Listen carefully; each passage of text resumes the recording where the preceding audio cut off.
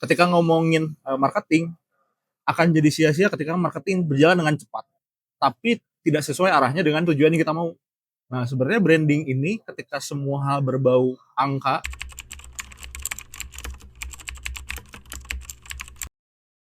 kalau ngomongin branding, sekarang tuh udah jauh berbeda kan dari banyak teori-teori atau kebiasaan-kebiasaan brand sebelumnya. Let's say sekarang brand makin banyak, terus makin canggih, terus pemain juga di bidangnya makin banyak yang mengakuisisi banyak market-market, dan sekarang tuh cara-cara menang dan cara-cara untuk bisa sukses tuh banyak. Nah, justru di era ketika quantity itu jadi raja di keseluruhan ekosistem, saya sekarang ngomongin konten, mungkin angka, algoritma dan segala macam, justru branding tuh jadi masuk ke dalam sebuah posisi yang paling dibutuhkan. Kenapa? Karena saya gini, aku tuh selalu menganalogikan branding itu sebagai arah. Saya itu setirnya. Branding jadi arah, kenapa? Karena dia tuh yang menentukan kita mau posisinya di mana terhadap brand lain. Let's say di kompetisi kita. Ketika kita ngomongin soal marketing, marketing itu adalah kecepatannya. Kita ngomongin seberapa cepat si kendaraan ini bisa jalan gitu. Nah, ketika branding ini dan marketing ini berjalan berbarengan, kita lagi ngomongin tujuan. Ketika ngomongin marketing, akan jadi sia-sia ketika marketing berjalan dengan cepat, tapi tidak sesuai arahnya dengan tujuan yang kita mau. Nah, sebenarnya branding ini ketika semua hal berbau angka, algoritma, insight metrics dan segala macam, yang mana adalah ngomongin quantity kan. Arah itu jadi sesuatu yang penting karena kita tidak akan sampai ke tujuan kita kalau misalnya kita tidak punya arah yang tepat.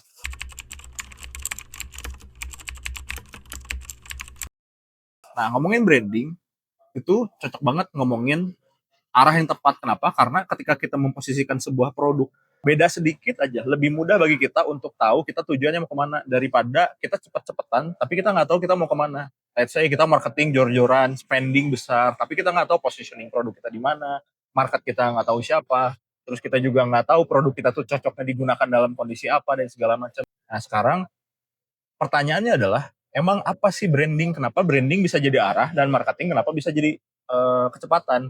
Nah, kalau ngomongin marketing kan yang kita kejar adalah bagaimana caranya traffic masuk, bagaimana caranya leads masuk, bagaimana orang tahu kita punya brand, kita punya bisnis. Nah, kalau branding itu yang menentukan apanya, mau dikenal seperti apa, produk kita mau dikenali seperti apa, market kita emang targetnya siapa, dan yang paling penting adalah core value dari produk kita apa. Jadi pertanyaannya tadi akan terjawab dengan sendirinya ketika ngomongin soal apakah branding itu jadi sesuatu yang krusial saat ini. Justru waktu paling krusialnya ada hari ini. Kenapa? Karena ketika semua orang berlomba-lomba paling cepat, justru yang menang adalah orang yang tahu dia mau kemana. Karena kalau ternyata dia tahu mau kemana, dia tahu juga kecepatan dia butuh waktu berapa dan berapa lama. Kurang lebih gitu sih kalau ngomongin branding.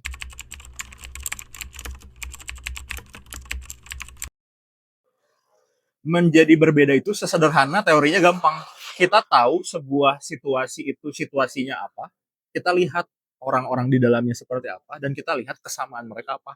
Dan kita hanya sesederhana melihat apa yang bisa dibedakan dari mereka dan kita jadi sesuatu itu. Jadi mudah sekali untuk menciptakan perbedaan. Aku jadi teringat Martin Numayer, penulis buku Zigzag. Dia menjelaskan brand positioning dalam kata yang paling sederhana, yaitu zigzag. Dia bilang, when people zig, you do zag. Jadi sederhana, kalau orang ke kanan, lu banting ke kiri gitu. Kalau orang pada ke kiri, lu banting ke kanan.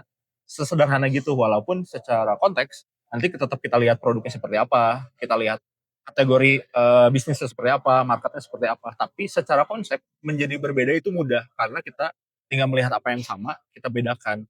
Cuman yang akan jadi trikinya adalah menemukan titik tengah antara produk kita core value-nya apa, tapi yang berbeda dari si kompetitornya apa. Tapi secara sederhana teorinya kurang lebih kayak gitu sih.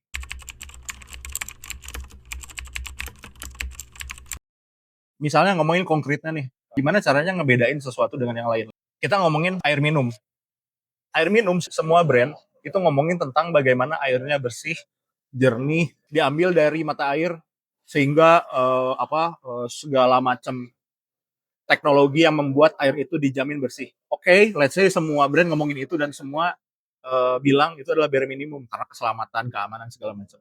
Tapi kita nggak pernah sadar atau mungkin apakah kita coba bisa melihat Ada brand-brand yang melakukan cara-cara berbeda. Misalnya kita tahu ya ada brand yang ngomongin soal rasa, ternyata ada manis-manisnya.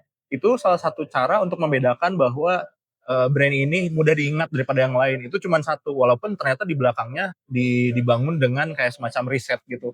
Bahwa misalnya ketika kandungan mineralnya tinggi, misalnya airnya akan terasa lebih manis misalnya daripada biasanya. Walaupun sebenarnya banyak brand-brand lain sebenarnya secara rasa ya kurang lebih sama. In the end sebenarnya kualitas air mineral sebenarnya kan kurang lebih sama lah gitu. Jadi ketika kita ngomongin sebenarnya brand dan pembeda, sebenarnya caranya banyak banget dan sebenarnya tinggal kita menemukan mungkin yang paling mudah untuk membedakannya adalah kita ngomongin dari narasinya, kita ngomongin dari marketnya, kita ngomongin dari sesuatu yang mungkin tidak terpikirkan tapi bisa dijadikan pembeda.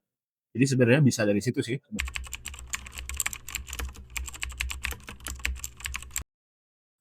Oke, sederhananya adalah hari ini yang harus dilakukan bisnis adalah menjual produk dan membuat produknya laku. Itu sebenarnya yang harus dilakukan pertama. Aku punya pendapat bahwa branding itu tidak harus dilakukan pertama karena branding itu memang memerlukan beberapa hal di belakang kayak pemahaman atau mungkin kalau mau hire agensi ya agak pricey dan segala macam. Tapi yang terpenting adalah produknya itu sendiri harus menemukan value-nya apa dan harus menemukan marketnya apa. Dan itu harus terjalin secara simultan dulu, harus jalan dulu konsisten. Kenapa? Karena itu sebenarnya basis dari sebuah bisnis berjalan kan. Nah, ketika misalnya secara bisnis ownernya atau misalnya stakeholder udah mulai ngerti gimana caranya ngeramu sebuah bisnis dan gimana caranya menjual produk. Nah, sekarang kita baru ngomongin gimana caranya menciptakan persepsi sebenarnya. Karena balik lagi, kita semua di tim sadari adalah ternyata branding ternyata teorinya nggak sesederhana itu. Jadi sebenarnya nggak semua orang bisa memahami langsung gitu. Atau misalnya tidak bisa langsung menerapkannya dengan hal mudah. Walaupun memang cara-caranya bisa dengan cara-cara yang mudah. Nah sebenarnya yang kita coba lakukan adalah gimana caranya supaya branding itu sebenarnya masuk ke teori-teori atau praktek-praktek marketing itu sendiri sebenarnya.